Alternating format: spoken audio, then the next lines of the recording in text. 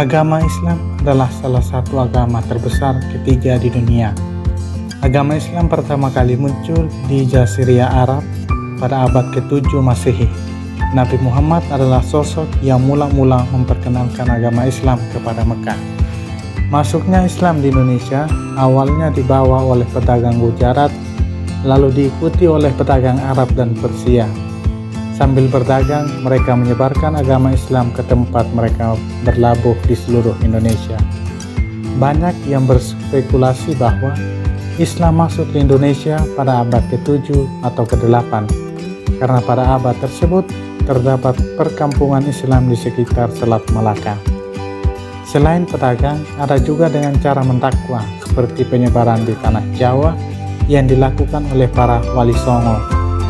Islam berakar kata dari aslama, yuslimu, islaaman yang berarti tunduk, patuh, dan selamat. Islam berarti kepasrahan atau ketundukan secara total kepada Allah Subhanahu wa Ta'ala. Orang yang beragama Islam berarti ia pasrah dan tunduk patuh terhadap ajaran-ajaran Islam. Inti ajarannya ialah bersaksi bahwa tidak ada Tuhan selain Allah dan Nabi Muhammad adalah utusan Allah, mendirikan sholat, menunaikan zakat, berpuasa di bulan Ramadan, dan pergi haji bila mampu. Kita masuk pada poin yang pertama, yaitu yang transenden dalam agama Islam. Yang transenden dalam agama Islam diyakini sebagai Zat Maha Tinggi yang nyata dan esa, pencipta yang maha kuat dan maha tahu, yang abadi, penentu takdir dan hakim alam semesta. Keselarasan sila pertama Pancasila dengan syariat Islam yang mengajarkan kepada umatnya untuk selalu mengesahkan Tuhan. Di dalam Islam, konsep ini biasa disebut Hablumim, Allah, yang merupakan esensi dari tauhid berupa hubungan manusia dengan Allah Subhanahu wa Ta'ala. Tauhid al-uluhiyah adalah keyakinan akan keesaan Allah dalam pelaksanaan ibadah, yakni hanya Allah yang berhak diibadahi. Pada poin yang kedua tentang kemanusiaan. Dalam Islam, manusia adalah makhluk mukallaf, mukarram, mukhayyar, dan mukjizat yang mempunyai nilai-nilai fitri dan sifat insaniah. Sila kedua dari Pancasila menunjukkan bahwa Indonesia menghargai dan menghormati hak orang lain. Berperilaku adil di dalam segala hal merupakan prinsip kemanusiaan yang terdapat dalam sila kedua Pancasila. Prinsip ini terlihat dalam Al-Quran surat Al-Maidah ayat 8 yang artinya, "Hai orang-orang yang beriman, hendaklah kamu jadi orang-orang yang selalu menegakkan kebenaran." Dalam Islam diajarkan untuk saling menghargai sesama manusia. Kita masuk pada poin yang ketiga, yaitu persatuan. Dalam agama Islam diajarkan agar umat Islam menjalankan kesatuan dan persatuan antar umat manusia dengan kepemimpinan dan organisasi yang kokoh dengan tujuan mengajak kepada kebaikan, mendorong perbuatan yang makruh, yakni segala sesuatu yang membawa kebaikan bagi umat manusia. Adapun konsep tersebut hendaknya berjalan beriringan agar tercipta masyarakat yang harmonis yang jauh dari perpecahan.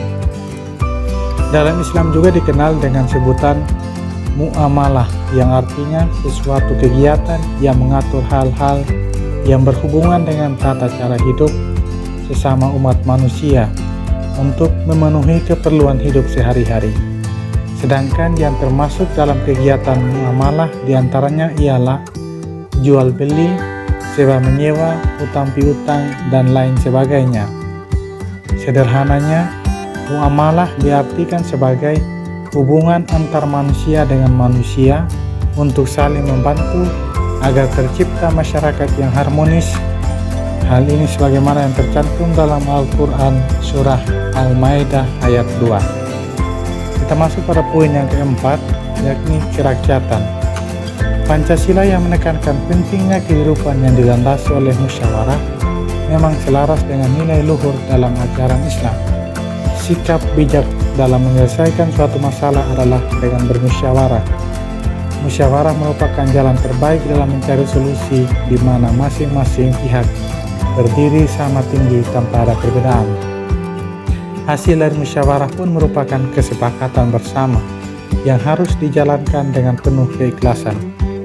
Jika kita kaitkan dengan alam semesta dalam pemahaman Islam adalah merupakan ciptaan Allah yang diurus dengan kehendak dan perhatian Allah.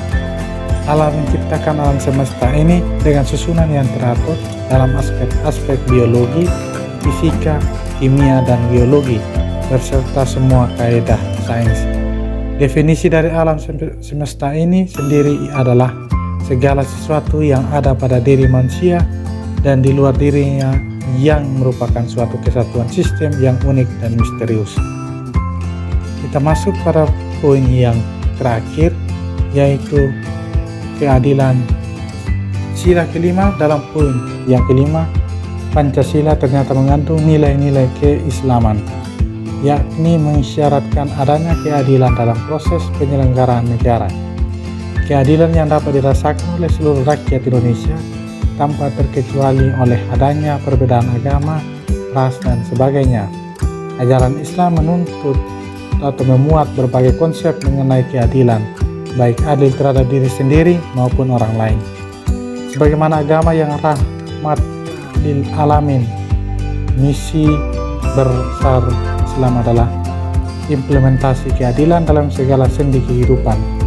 Oleh sebab itu, Islam memerintahkan umat muslim untuk selalu berbuat adil dalam segala hal dan menghindari perkelahian atau pertikaian serta permusuhan agar tatanan sosial masyarakat dapat tercipta dengan baik. Sila kelima yang menekankan pada keadilan sosial sejatinya merupakan cermin dari konsep Islam mengenai keadilan. Mengenai keadilan dalam ajaran Islam dapat dilihat pada Al-Quran.